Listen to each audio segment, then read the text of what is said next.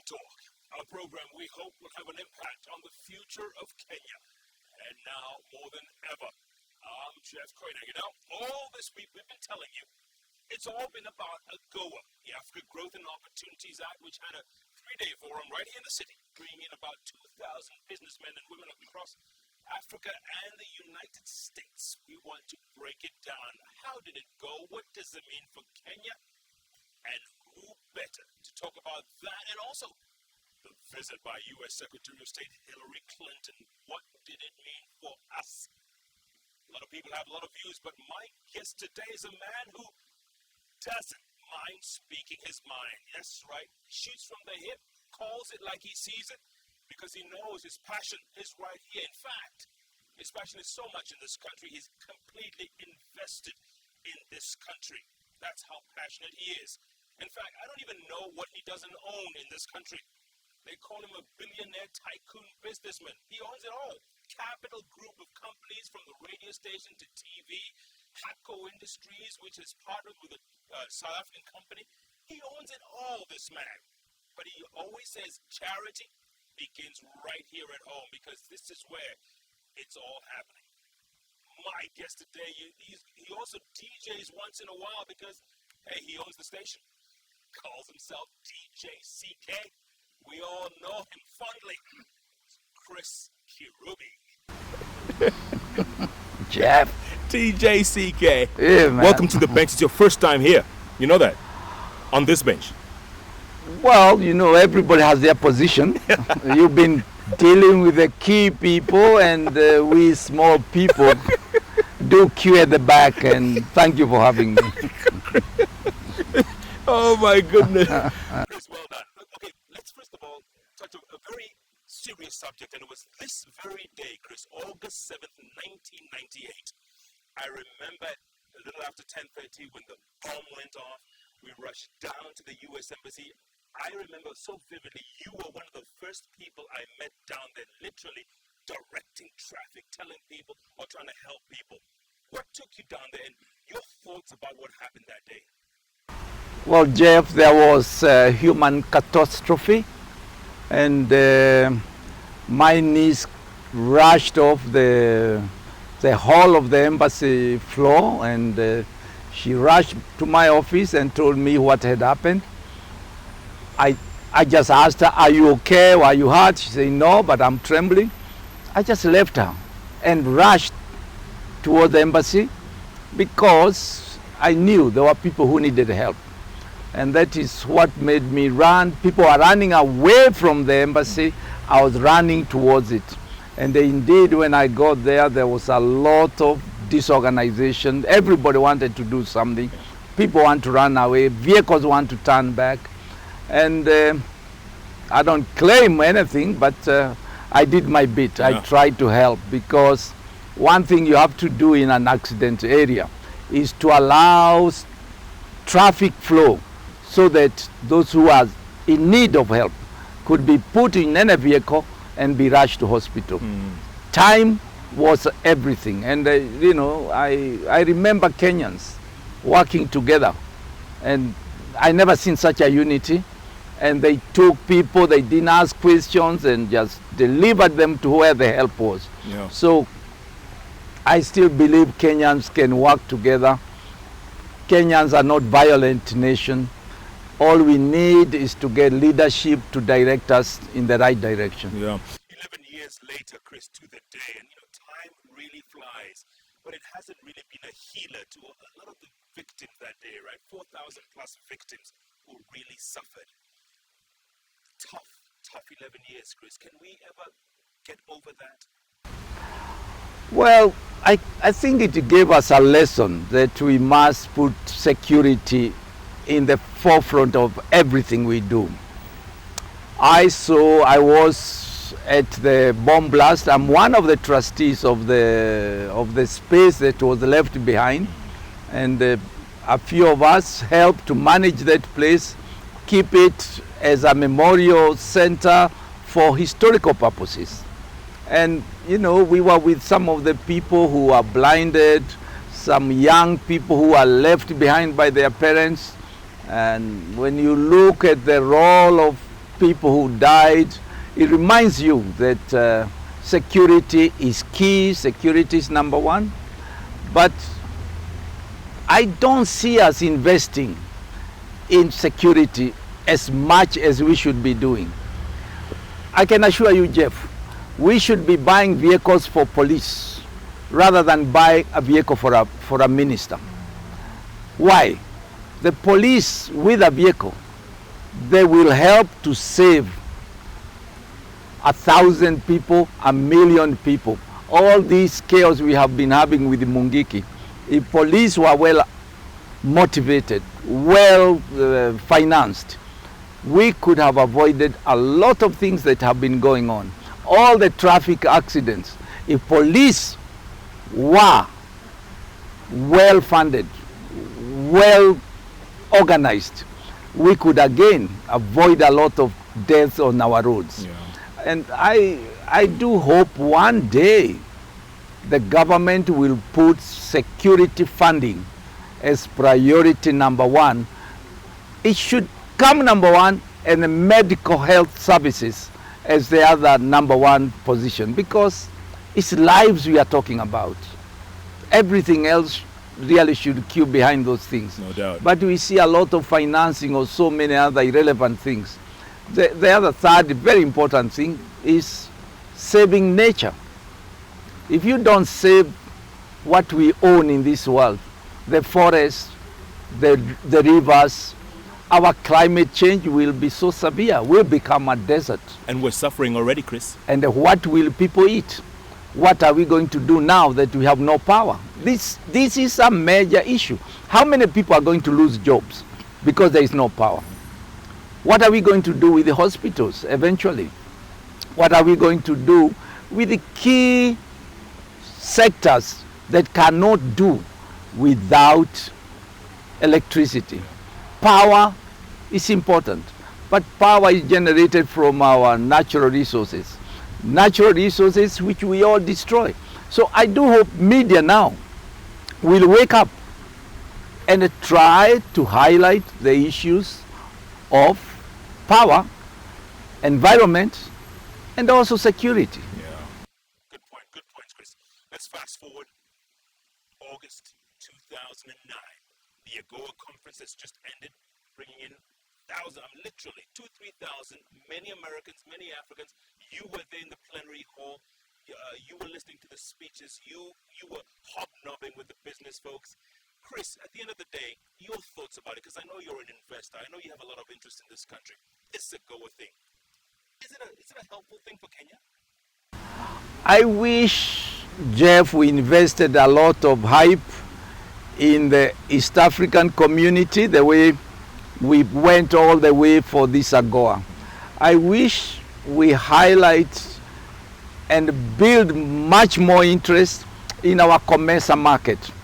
Believe you me, Jeff, number one impact investment for all of us in Kenya and in the region is the market within your neighborhood. AGOA capability of building AGOA will only come after we conquered our regional markets. How do you tell a woman in a Maasai market to go and sell her products in America? It's almost writing a storybook. It's not possible. Americans give you that opportunity. I think personally, simply because they know you can make very little use of it. And they feel good that they've given you the opportunity. You know, when we started AGOA, before AGOA, we had over 70 textile mills in this country. They all died when we opened our market to textiles from China, from India, from Pakistan.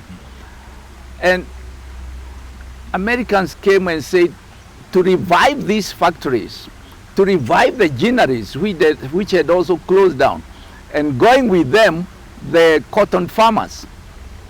They said, if we allow Kenyans and the other regional African sub-Saharan countries to export to us, they will be able maybe to revive the factories. But Americans continue to subsidize their cotton farmers. They continue to place very high demand on products sent to their countries. They continue to demand very competitive prices. But our people didn't even know where the market was. How do they go to a chain of supermarkets that required thousands and thousands of pieces of one item when they are producing in their cottage backyard? How do they become relevant to that American market?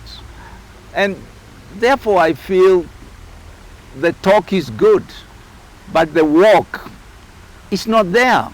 And I thought this was a good visit by American leader, but the sum total in the end, we are still standing where we were standing before. I think what we should use is that sensitization. That trade is important. I am very happy with the Minister of Trade. Kimunya has fitted in that docket so well, you might think he has been always there. And what I want him to focus on is building agreements, bilateral agreements with our neighboring countries, like Ethiopia. Ethiopia has about 74 million Kenyan people. Yeah. But what trade are we doing with Ethiopia? It's almost nil. Very few of us know where Ethiopia is. Why? Our Chamber of Commerce, our Manufacturers Association do not make visits to Ethiopia.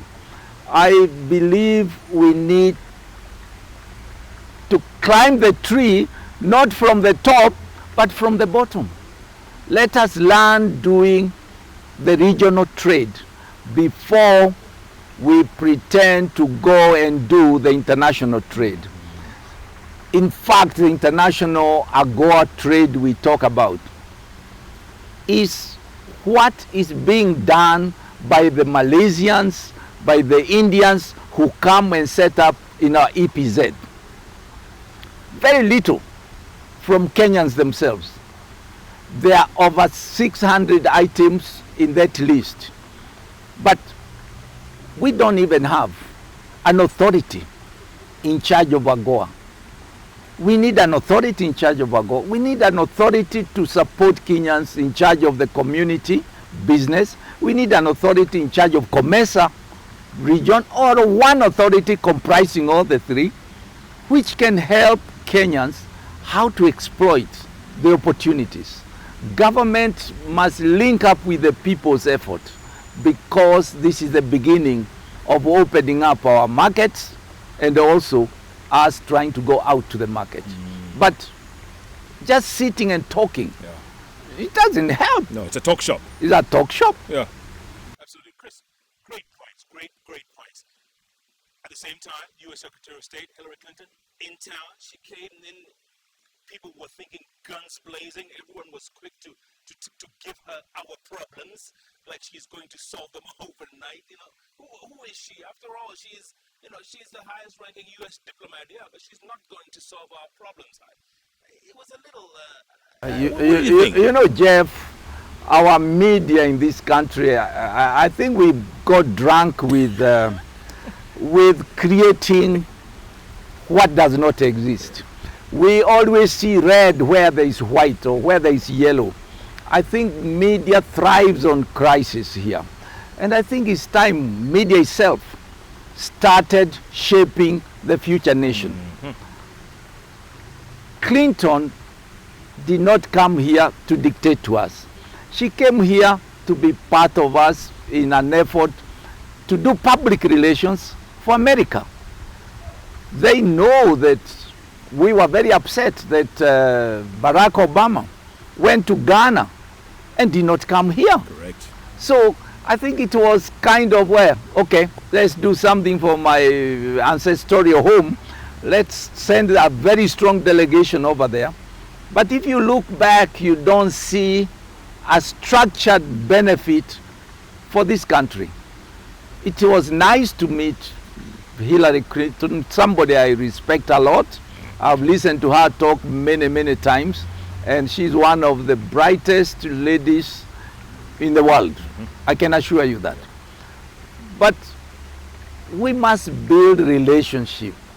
I think a lot of things that we are supposed to be doing, like all these issues about what happened in last year, the conflict, the burning of our assets, the killing of people of different tribes. Surely, you don't need Mrs. Clinton to come and tell us it was bad to do what we did. We must be first creating a mechanism to heal, because this is our nation. We all have to live here together. Secondly, if there were any obvious people who did the planning or the killing, those people should be able to answer. We must create a mechanism for them to answer. Good, Chris. I want to talk more about that. And also, at the end of the day, already the TJRC was put together a week or so ago, and people are already shooting it down even before they've started, which is a little unfair, right? Number two, why doesn't Chris Kirubi invest outside this country? I mean, you are so passionate about this country, but I don't see you, taking your business, your billions outside this country. You're here on the ground. And also, a future. I know the media, I know politics. Where are we heading as a nation? Are we heading in the right direction, or do we need some kind of divine intervention? First, we'll take a break. My guest today, you know him simply as DJ CK. But I tell you, when he speaks, people listen. And he's got his thoughts about just about everything. AGOA, he says. It's not all about investing in the U.S. Look home first. Before you got to take baby steps before you can learn how to run. That's right. Chris Kirubi speaking his mind all week long. It's been about AGOA. Capital Talk is the place to be. Don't even think of going away, because we are back in a moment.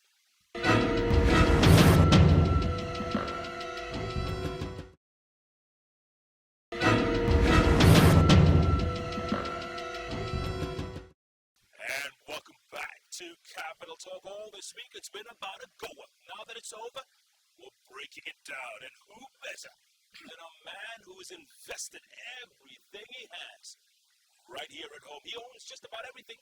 That's right. International House, CBC Broadcasting, the works. He's just the man. But he prefers to be a simple DJ, he says. DJ CK. Chris, I tell you are the man, no doubt. Chris, so listen, bottom line, yes, we can take all the advice of all these people who are coming in, right? But our destiny, Chris, our fate is in our hands. It has always been, and it should be. And what we need is to believe in ourselves. We need to believe in our rule of law. We need to believe in clear vision. We just spent 2-3 years building Vision 2030. We are not even talking about this vision. A nation either has a vision or it doesn't have a vision. And part of our vision was not to take our responsibilities and hand it over to other people. We only need support from outside. If we have catastrophe, if there is earthquake, what we were not prepared for. But surely we have many people, we are paying lots of money. Government is maintaining a big workforce to do some of these things we say we cannot do. Have we given them a chance? We need to show leadership and trust in ourselves. And we need to make sure that the media itself is in the forefront, creating positive thinking, positive mind, and highlighting what is missing. Condemnation in a very generalized manner does not help anybody. I've never seen a country where people hate their own country to a point that they will hate themselves. We need this Justice and Truth Commission. Yes. We need to create a mechanism to formally talk to each other.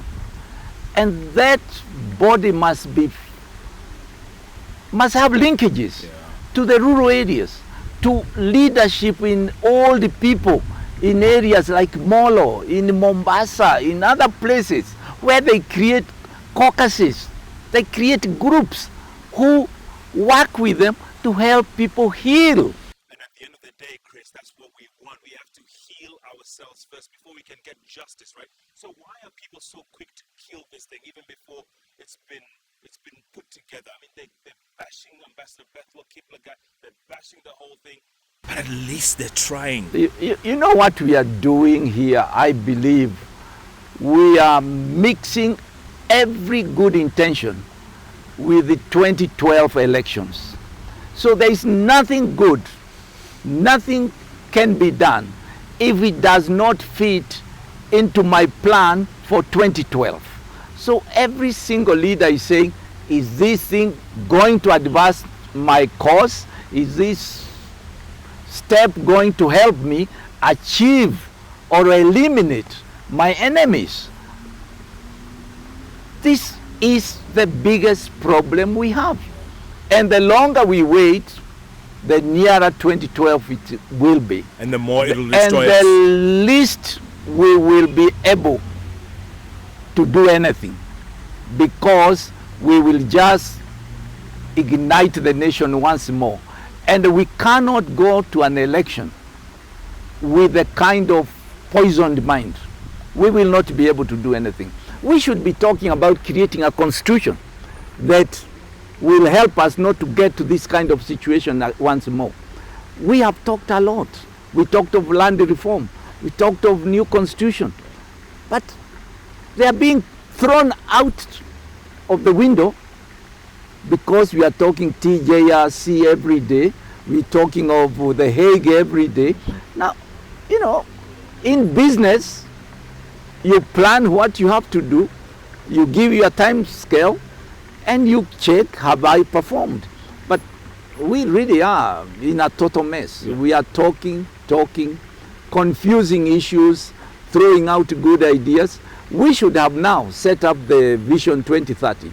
We should be really reforming the economy. We're not doing it. Now, Mau, we have seen the evidence. Mount Kenya, the Aberdares, Cherangani, the Mount Elgon, all these mountain towers.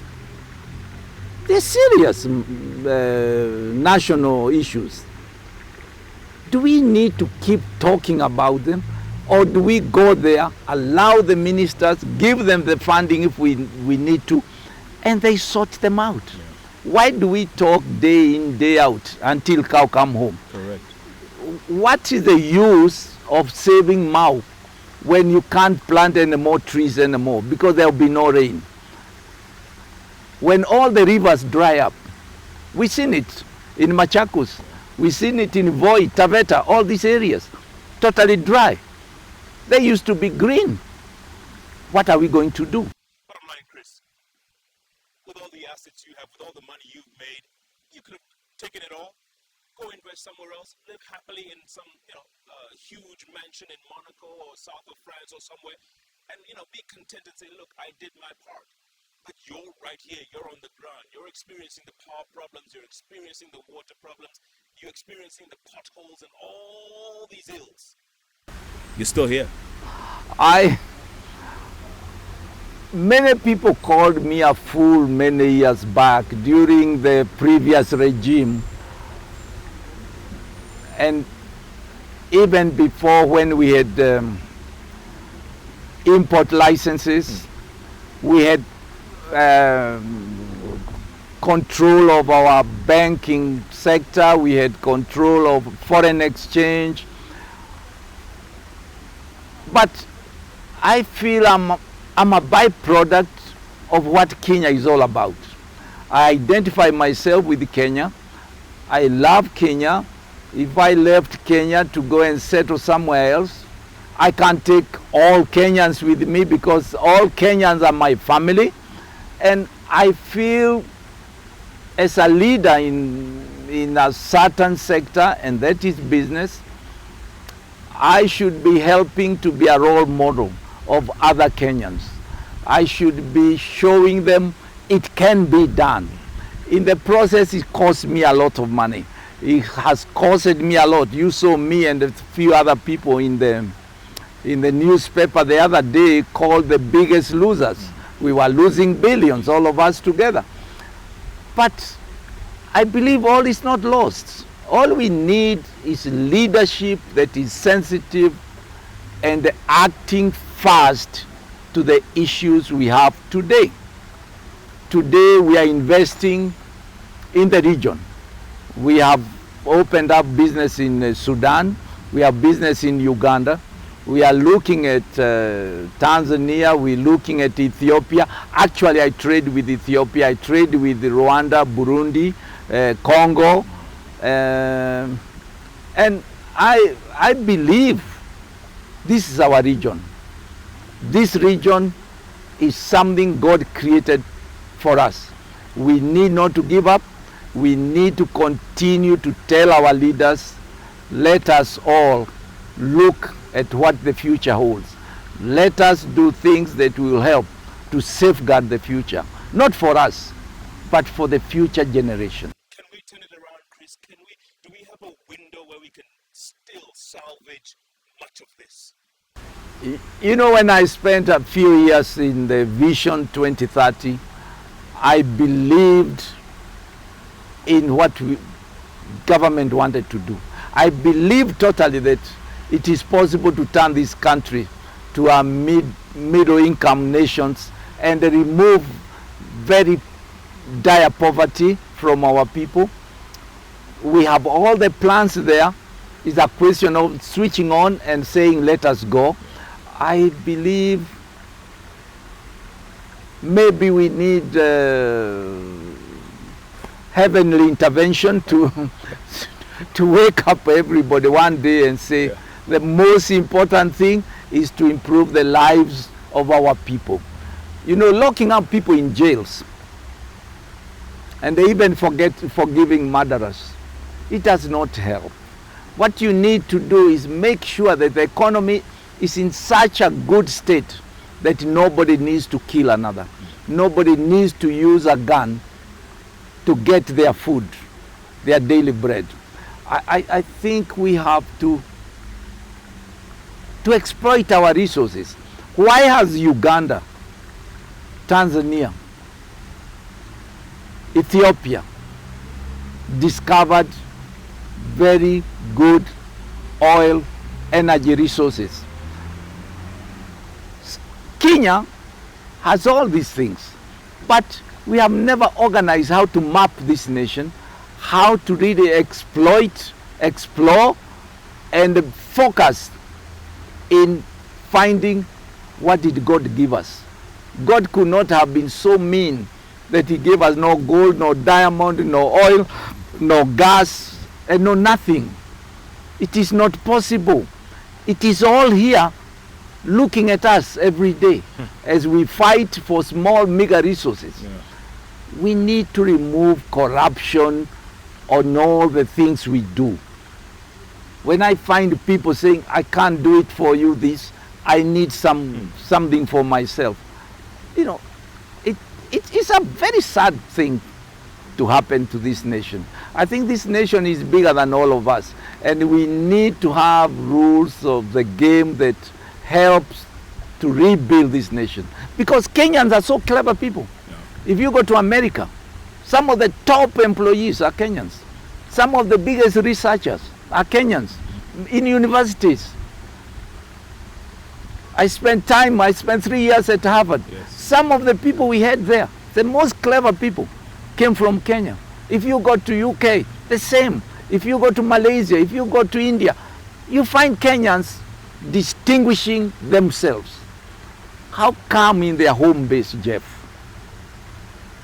we cannot manage our own affairs? Maybe you might tell me, you've been all over, you investigated all the kind of things in Nigeria, in in the world. You are a key man, you are a key performer, you've done wonders. I think at the end of the day, charity begins at home. And like you said, if they can do all that there, This should be a cakewalk. Why can't we do it? It should be a cakewalk. We have more people here. I'm glad you Please Well, keep it up. I'm trying, Jeff, man. and thank you for Well what done. you are doing, and thank you for bringing me to your media. Good job. Yeah. DJ CK, good grief. This man speaks his mind. He says it's all here. Why take it out there when here is where it's all happening? Kenya is our country. It's bigger than any individual. Each of us must play our part to make this the great nation it is. Chris Kirubi says this. He could have been anywhere on this planet. He can afford to be. He chooses to be here. There is a reason. This is where the future is. What a guest! What a show! What a week it's been on Capital Talk. You cannot find these kinds of guests anywhere else except on his own network. But you can find them right here on the award-winning station, K24. Where, as always, we are all Kenyan. All the time. Ah, you know that.